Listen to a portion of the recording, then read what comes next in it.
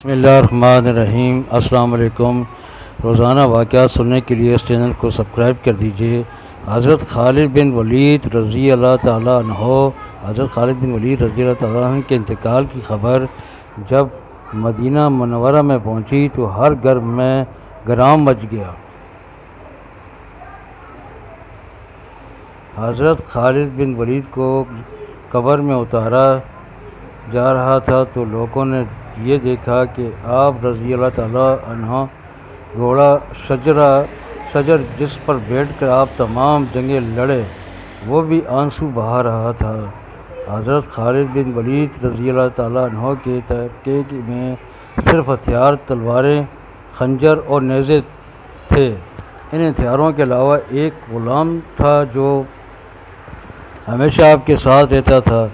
اللہ جلالہ کی یہ تلوار جس نے دو عظیم سلطنتوں روم اور ایران کے چراغ بجھائے۔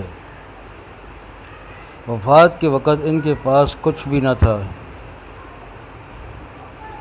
آپ رضی اللہ تعالیٰ نے جو کچھ بھی کمایا وہ اللہ جل شانہ کی راہ میں خرچ کر دیا۔ ساری زندگی میدان جنگ میں گزار دی۔ صحابہ رضی اللہ تعالیٰ نے گواہی دی کہ ان کی موجودگی میں ہم نے شام اور عراق میں کوئی بھی جمعہ ایسا نہیں پڑھا جس سے پہلے ہم ایک شہر فتح کر چکے ہوں، یعنی ہر دو جمعوں کے درمیان دنوں میں ایک شہر ضرور فتح ہوتا تھا۔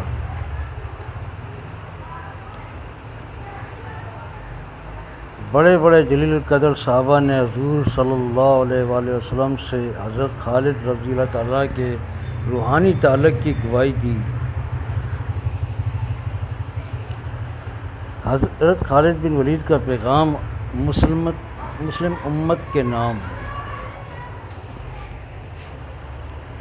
موت لکھی نہ ہو تو موت خود زندگی کی حفاظت کرتی ہے۔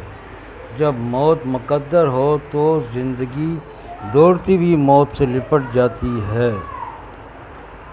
زندگی سے زیادہ کوئی نہیں جی سکتا، موت سے پہلے کوئی مر نہیں سکتا۔ دنیا کے بزدلوں کو میرا یہ پیغام پہنچا دو، اگر میدان جہاد میں موت لکھی ہوتی تو خالد بن ولید کو بستر پر موت نہ آتی رضی اللہ تعالیٰ عنہ۔